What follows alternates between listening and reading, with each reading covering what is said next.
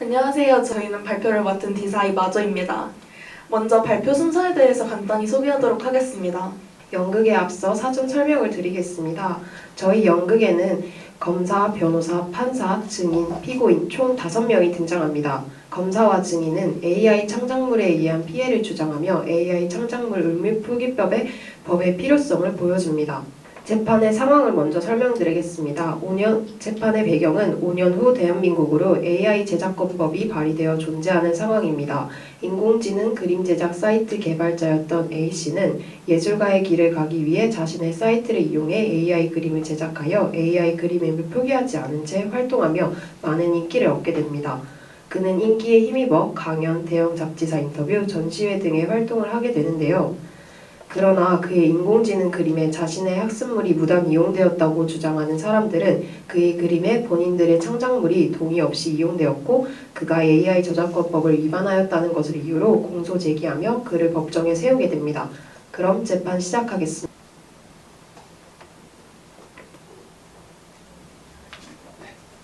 자, 모두 자리에서 일어나 주세요. 자리에 앉아 주십시오. 지금부터 2030년 5월 20일 숙명법원 제1형사부 재판을 시작하겠습니다. 사건 번호 2030-1234 피고인 이유진, 피고인은 피고인석으로 나와주시길 바랍니다. 피고인은 진술을 하지 아니하거나 일부 질문에 대하여 진술을 거부할 권리가 있습니다. 또한 자신에게 이익이 되는 사실을 진술할 수 있습니다. 이 점 숙지하셨습니까? 네. 그렇다면 피고인 인정신문을 하겠습니다. 피고인은 일어서서 성명과 주민등록번호, 거주지를 말씀하십시오. 저의 이름은 이유진이고 주민등록번호는 1234561, 1234567입니다. 지금은 서울특별시 청파구 청파동에 살고 있습니다. 알겠습니다. 자리에 앉아주십시오. 피고인 이유진은 AI 그림 제작 사이트 개발자로 2029년 11월 5일 자신이 개발한 사이트를 통해 미술작품을 생성하고 생성된 미술작품을 기반으로 강연, 인터뷰 등 활발한 활동을 진행하였습니다. 그 과정에서 피고인은 상당한 금전적 이익을 취하는 등 작품으로 인한 이득을 얻었습니다. 피고인 이유진의 예술활동이 인터넷을 통해 확산되며 유명세를 얻자 해당 작품을 본 작가들은 자신의 작품이 무단 도용된 것 같다며 인터넷상에서 의문을 제기하는 글을 올렸고 이로 인해 저작권에 대한 문제가 제기되어 수사가 진행되었습니다. 그 과정에서 AI 그림 제작 사이트를 사용했다는 사실까지 밝혀지며 그림을 도용당한 작가들 측은 자신의 작품이 AI 데이터베이스로서 무단 사용되었다는 사실에 정신적 충격을 호소하고 그와 함께 금전적 손해를 입게 되었다고 주장하였습니다. 이에 본 검사는 피고인 이유진을 타인의 저작물을 무단으로 차용하고 수익을 얻어내었기에 AI 저작권법 제25조에 의거하여 AI 저작권법 위반죄로 기소하는 바입니다. 알겠습니다. 피고인은 공소장을 받아보셨습니까? 네, 피고인은 검사의 공소 사실을 인정합니까? 인정할 수 없습니다. 제가 만든 AI 그림 제작 사이트에 도움을 받은 것은 맞습니다. 하지만 그게 제 작품이 아니라니요. 작가들이 펜과 붓을 쓰는 것처럼 저는 개발자로서 프로그램을 사용한 것뿐입니다. AI 개발 목적이 편리함인 만큼 예술에 다가가기 편한 것을 활용한 것뿐입니다. 저는 수익 창출과 같은 불순한 목적으로 작품을 만든 것이 아닙니다. 그림을 그리고자 하는 저의 예술성을 가지고 시작한 일일 뿐입니다. 아니 그리고 제 그림이 유명해져서 수익이 생겼다고 하더라도 강연이나 인터뷰는 다 제 머릿속에서 나온 거고 다 제가 준비한 것들 아닙니까? 이게 어떻게 AI 그림의 수익 창출이라고 할 수 있겠습니까? 저는 정말 억울합니다. AI 사이트들이 다 그렇듯이 어떤 데이터가 어떻게 수집되었는지 제가 알 수 있겠습니까? 무수히 많은 데이터들로 작품이 만들어지는데 모두가 같이 사용하지만 제가 유명해졌다는 이유로 저 한 명에게 책임을 물려 과하게 대응하는 것은 아닌가요? 이건 마녀사냥입니다. 세상에 유사한 요소, 구도가 같은 작품이 얼마나 많은데 콕 집어서 제 작품을 도용했다니요. 그건 말도 안 됩니다. 알겠습니다. 검사와 변호인 측은 마이크를 꼭 써주세요. 증거로 제출할 자료나 신청할 증인이 있습니까? 피고인의 작품 눈빛과 피해자 측의 작품 진주귀걸이에 대한 전문가의 감정 결과와 피고인의 그림의 유사성을 띠는 작품 진주귀걸이의 작가 김서원을 증인으로 신청합니다.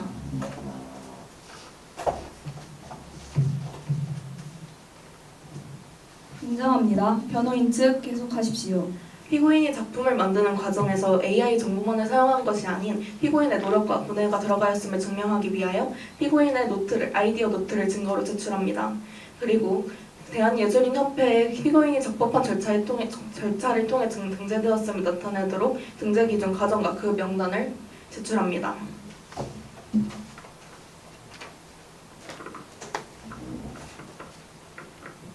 인정합니다. 지금부터 증거조사를 시작하도록 하겠습니다. 검사 측 증인인 김서원 신문 시작하겠습니다. 증인 출석하셨나요? 네. 증인은 증인석으로 나와주시길 바랍니다. 만 16세 이상인 증인들은 증언을 하기에 앞서 오직 진실만을 말하겠다는 선서를 해야 합니다. 만약 선서를 한 다음 거짓말을 하면 위증의 죄로 처벌받을 수 있습니다. 알겠습니까? 네. 그럼 선서를 해주십시오. 선서, 나는 양심에 따라 숨기거나 보태지 아니하며 만약 거짓 진술을 하면 그에 따른 제재를 받기로 맹세합니다. 검사 측 증인 신문해 주십시오. 증인은 대한예술인협회에 등재된 작가시죠? 네, 저는 2024년부터 활동을 해왔고 지금은 협회에 등재되어 있습니다. 증인은 처음 피고인의 그림을 보았을 때 어떤 반응이었나요? 유명한 그림이라 해서 보게 되었습니다. 처음 봤을 때 뭔가 이상했습니다. 제 그림 진주귀걸이와 구도나 요소들이 굉장히 비슷하더라고요. 그래서 원작자를 찾아보았는데 그가 사실은 그림을 그려오던 화가가 아닌 AI 개발자라는 사실을 알게 되었습니다. 너무 화가 나서 인터넷에 제 그림을 도용한 것 같다고 글을 썼습니다. 그 글이 유명해지고 나서도 몇 작가들한테서도 연락이 왔습니다. 자기 그림들도 도용당한 것 같다고요. 대한예술인협회의 다른 작가인 유선재도 자신의 그림 선제업고 티어와 피고인의 그림이 굉장히 유사하다고 연락이 왔었습니다. 존경하는 판사님, 피고인의 행위로 인한 피해자들이 한둘이 아닙니다. 또 육안으로 확연하게 알아챌 수 있을 만큼 다른 작품과 유사성을 띠는 작품을 자신의 창작물이라고 주장해오며 활동해온 사람을 과연 온전한 창작자, 예술인이라고 할 수 있을까요? 특히 인터넷에 최초로 글을 썼던 김서원 씨는 오히려 자신의 그림이 피고인의 그림을 베낀 것 아니냐는 오해로 인해 상당한 정신적 고통을 호소하고 있습니다. 또한 증거로 제출된 전문가의 감정서를 봐주시기 바랍니다. 감정서 보여주세요. 전문가의 눈으로 보았을 때 인간이 사용하는 화풍을 AI가 정확하게 묘사했다는 것은 다양한 데이터베이스가 있어야 하며 그 중에서도 풍경에 대한 묘사와 세세한 구도, 각도가 두 그림을 대조했을 때 78%나 일치한다는 것이 감정 결과였습니다. 분명히 피해자 김서원 씨와 도용을 주장하던 유선재 씨의 그림과 일치한다고 볼 수 있습니다. 이렇게 높은 일치율을 보이는 그림을 어떻게 개인의 창작물로 볼 수 있을까요? 따라서 이것은 도용작입니다. 따라서 AI 그림 제작 사이트를 이용해 위와 같은 사태를 일으킨 피고인을 엄벌에 처해야 합니다. 이상입니다. 검사 측 증인 신문 마치겠습니다. 변호인 측 증인 신문 하시겠습니까? 네. 증인은 예술 활동을 할 때 필요하거나 요소가 되는 작품 배경 자료들을 어떻게 구합니까? 직접 사진을 찍거나 인터넷 검색을 통해 찾습니다. 본인이 도용되었다고 주장하는 그림 진주 귀걸이에는 인물 화법이 사용되었습니다. 맞습니까? 네, 제가 그린 진주 귀걸이는 초상화를 위주로 한 그림이라 인물 화법을 사용해야 그 모습이 잘 표현됩니다. 그렇다면 구글과 네이버 등의 검색 엔진 사이트에 인물 화풍을 쳐봤을 때 나오는 그림들을 본 적 있으시겠네요. 네, 그렇다면 본인이 도용되었다고 주장한 그림과 비슷한 그림이 피고인의 것만 있지 않음을 알고 계시는가요? 그건 이해했습니다. 판사님, 지금 변호인은 증인에게 특정 대답을 하도록 과도하게 압박하고 있습니다. 마치 피해자인 증인이 잘못했다는 것처럼 매도하여 재판의 본질을 흐리고 있습니다. 기각합니다. 변호사 측 마저 신문 진행하세요. 박수 한번 주세요. 증인의 그림과 같은 초상화에는 인물 화법이 보편적으로 이용됩니다. 그렇기 때문에 증인의 작품 사용 여부를 확정지을 수 없습니다. AI 창작물에 기반이 되는 데이터가 방대하다는 사실을 문제 삼으려면 오히려 피고인의 작품에 피해자의 그림이 도용되지 않았다는 가정을 빼놓아서는 안 됩니다. 구글과 네이버 같은 인터넷 사이트에 검색해 보았을 때 피고인의 그림뿐만 아니라 이미 유사성을 띠는 그림은 많이 있습니다. 이 모든 것을 과연 피고인의 무조건적인 잘못이라 할 수 있을까요? 하지만 AI 그림 제작 사이트에서 수많은 데이터를 사용하고 수집하고 그를 통해 결과물을 산출한다는 것은 사실입니다. 그에 따라 유사성이 제기될 수 있음 또한 인정하나 위 증인의 주장은 과한 추측입니다. 당장 인터넷에 여인의 초상화와 같이 그림의 소스가 된 여인과 초상화를 검색하였을 때 나오는 그림은 보통 피고인의 그림과 상당히 유사합니다. 꼭 도용을 당했다고 주장하는 사람의 작품뿐만 아니라 이미 실물과 유사한 형태라는 것입니다. 모두가 같은 진주 귀걸이를 한 소녀를 그리라고 하였을 때 과연 다르게 그릴 수 있는 사람이 몇이나 될까요? 그들은 붓이라는 도구를 사용한 것뿐이지 붓과 펜이라는 도구를 사용하였지만 피고인은 그냥 AI라는 도구를 사용했을 뿐입니다. 판사님, 1번 증거자료를 봐주시기 바랍니다. 해당 노트는 피고인이 그 작품을 그리기 전 작성해놓은 아이디어 노트입니다. 어떤 요소를 사용할 것인지, 어떤 분위기를 연출할 것인지, 어떤 사이즈 등으로 제작할 것인지 등을 세세하게 적어두었습니다. 이렇게 피고인의 철저한 계획과 의도하에 만들어진 작품을 피고인의 작품이 아니라고 할 수 철저하게 계획과 의도하게 만들어진 작품이라는 것입니다. 이렇게 만들어진 작품을 피고인의 작품이 아니라고 할 수는 없습니다. 피고인이 비록 AI 개발자일지라도 화가와 예술가와 같이 예술 창작의 자유를 가지고 있기 때문에 본인의 미적 한계를 AI라는 도구를 이용하여 극복한 것입니다. 또한 증거자료 2번에서 볼 수 있다시피 피고인은 대한예술인협회에 적합하게 등록된 사람으로 등록 과정에서 까다로운 절차를 거치고 등록되기 때문에 피고인은 이미 나라에서 작품을 가지고 예술활동으로 인정받은 예술가입니다. 그의 작품 역시 많은 예술인과 감정나누게 평가를 받았으며 한 명의 예술인, 하나의 예술 작품으로서 등록된 것입니다. 이러한 피고인의 작품을 무시한다면 대한예술인협회를 부정하는 것과 같습니다. 그리고 오히려 폭넓게 예술의 자유를 인정해줄 수 있을 만한 선례를 이렇게 매도한다면 대한민국의 대중문화, 예술은 점진적으로 퇴보할 것입니다. 존경하는 재판장님, 피고인은 자신의 창작물을 만들기 위해 인공지능을 사용한 것은 사실이나 그것만을 이유로 모든 저작권을 인공지능 정보 제공자에게 부여하는 것은 마땅하지 않은 일입니다. 또한 피고인 이유진 씨는 대한예술인협회에 등록된 예술인으로서 이미 한 명의 예술인으로 인정된 사람입니다. 이를 보았을 때 그가 인공지능을 활용해 만든 작품을 하나의 예술품으로 인정하여야 한다고 주장하는 바입니다. 꼭 붓과 펜을 이용하여 만든 작품만을 예술작품으로 인정한다면 예술에 대한 개인의 자유를 과도하게 제한하는 것이며 동시에 궁극적으로는 예술의 발전을 저해하는 결과를 불러일으킬 수도 있습니다.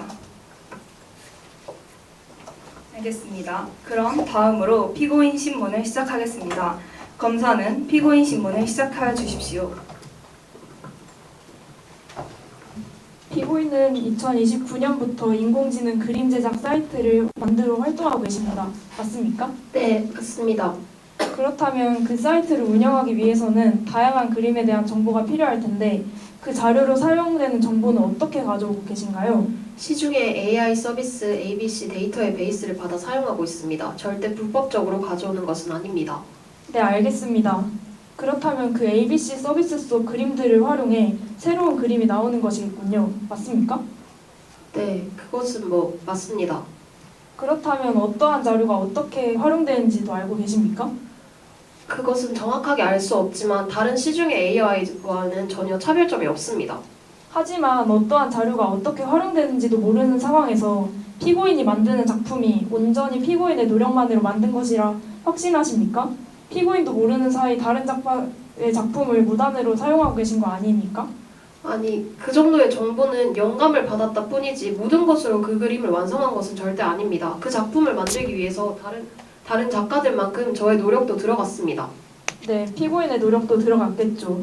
하지만 그 그림을 제공한 제공자들의 저작권이 단 1%도 없이 오직 피고인의 노력만으로 그림이 완성되었다고 할 수 있습니까?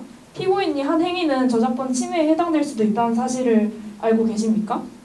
저작권 침해요? 저는 그냥 데이터를 사용한 것뿐입니다. 그게 어떻게 저작권 침해가 될 수 있죠? 저는 똑같이 따라한 것이 아닙니다. 그냥 참고하는 수지입니다. 제가 대고 그린 것도 아니고 복붙을 한 것도 아닌데. 존경하는 판사님, 피고인은 그림 제공을 받고 활용한 것은 사실이나 정보 제공에 동의를 받았으며 그림을 똑같이 복사한 것이 아닌 영감의 차원에서 사용해야 했음을 감안하여 주시기 바랍니다. 그리고 지금 검사는 1차 창작자들의 권리만을 생각하고 있습니다. 피고인 역시 창작자이고 AI 역시 사회에서 유용하게 사용되는 기술입니다. 검사는 AI를 편견 아래서 단편적으로만 생각하고 있습니다. 인정합니다. 검사 주의하세요. 다음으로 구형 및 최종 진술을 하도록 하겠습니다. 검사는 구형을 해주시길 바랍니다. 판사님, 피고인은 다른 예술가들이 해놓은 노력과 정성을 단 한 번의 명령어를 통해 동의 없이 자신의 작품으로 만들었으며 AI를 사용했다는 그 어떠한 표시도 없이 작품을 발표하여 데이터로 사용된 작품의 작가들을 기만할 뿐 아니라 그의 작품을 사거나 그의 강연을 들은 대중들에게도 기만을 하였습니다. 이에 본 검사는 AI 저작권법에 의거하여 벌금 600만 원 선고를 요구하는 바입니다. 변호인 최종 변론 해주시길 바랍니다. 존경하는 판사님, 피고인은 AI를 사용하여 작품을 만든 것은 맞으나 이미 지금 현존하는 법이 명확하지 않은 상황에서 피고인이 할 수 있는 대처가 없었을 것이라고 봅니다. 또한 현대사회에서 AI 사용 없이 사회를 살아가는 데에는 한계가 있을 것입니다. 피고인이 AI 사용에 선두주다가 되었을 뿐 법을 어기고 남에게 피해를 주어야겠다는 생각으로 작품을 만들었다는 점이 아님을 감안하시고 판결해 주시기 바랍니다. 지금부터 선고를 시작하겠습니다. 먼저 판결의 이유를 설명하겠습니다. 첫째, 다른 작품과 굉장한 유사성을 보인다는 점에서 다른 작품을 도용한 정황이 있다는 점. 둘째, 도용당한 작가들의 작품 가치를 훼손한 점. 셋째, AI를 사용하여 작품을 만들었음에도 불구하고 그 어떠한 곳에서도 AI 사용에 출처를 남기지 않고 이익을 취하려 했다는 점을 이유로 유죄를 선고한다. 다만 피고인은 아직 AI에 관한 법이 제대로 확정되지 않은 상황에서 작품을 생성하였다는 점, 그리고 남에게 피해를 입히기 위하여 작품을 생성하지 않았다는 점을 감안하여 벌금 300만 원의 판결을 내린다. 판결에 불만이 있다면 7일 내에 항소할 수 있습니다. 이상 판결을 마칩니다.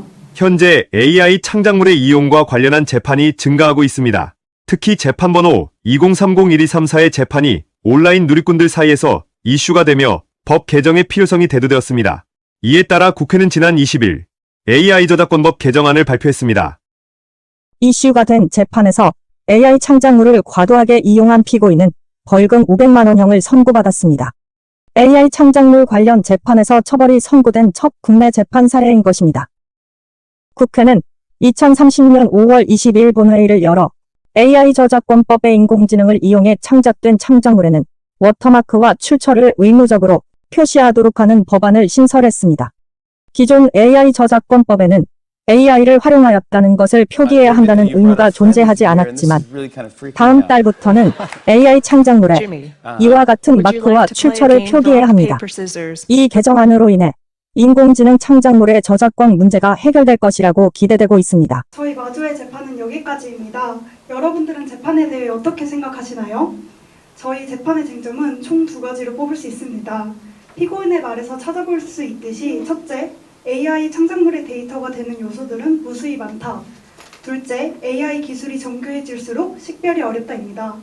방금 보여드린 뉴스 역시 AI 사이트를 이용해 만들었다는 점 눈치채셨나요? 하하, 진짜 구분이 어려울 정도의 퀄리티라 저희도 많이 놀랐는데요. 이처럼 긍정적, 부정적 측면을 모두 가진 AI 창작물에 대한 재판에서의 검사의 말도 변호사의 말도 모두 틀린 말이 아니기에 이 재판이 더욱 팽팽했다고 생각합니다. 저희 조의 주제는 AI 창작물의 출처를 의무 표기해야 한다였습니다. 아직 AI와 관련된 법도 명확하게 제정되지 않은 현실이기에 재판은 AI 창작물에 대해서만 다루어 보았습니다. 따라서 재판에서 완전히 다루지 못한 주제에 대한 부족한 점을 재판 이후 뉴스를 이용하여 추가해 보았습니다. 찬반 모두의 입장을 고려하였을 때 찬성 측에 출처를 나타내어야 한다. 반대 측에 현실적으로 모든 출처를 표기하기는 어렵다의 합의 지점을 AI 창작물 출처 표시 워터마크로 보았고 위 재판이 좋은 선례로 작용되어 이후 국가적 차원에서 창작자의 권리를 보호하며 AI 창작의 올바른 발전을 위한 AI 창작물 출처 표기의 조항이 신설되었다고 설정해 저희 주장을 표현해 보았습니다. 재판을 진행하면서 저희는 AI 창작물과 관련된 더 심도 있는 논의가 필요하다고 생각하였습니다. 물론 방금 진행한 재판은 AI 저작권법이라는 가상의 법안을 만들어 보완이 필요하다는 방향으로 진행해 보았습니다. 하지만 현실에서는 AI 저작권법조차 존재하지 않기 때문에 더 큰 허점이 발생한다고 생각합니다. AI 저작권법이 발의된 후의 상황이라는 설정을 넣은 이유는 이제 막 발전의 과정을 겪고 있는 기술이기에 법을 통해 적절한 선을 마련하지 않는다면 악용될 우려가 상당히 커질 수 있다는 점을 언급하고 싶었습니다. 현재 실생활에서 유용하게 사용하고 있는 인터넷 뱅킹과 같은 기술도 처음에는 허점이 많았으나 이후 은행법의 인터넷 전문 은행 설립 및 운영에 관한 특례법이 생겨나며 안정성을 찾게 되었습니다. AI도 이와 같은 길을 걸어나갈 수 있고 걸어나가야 된다고만 생각합니다.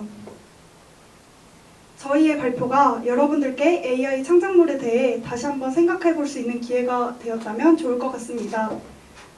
저희 발표 들어주셔서 감사합니다. 네,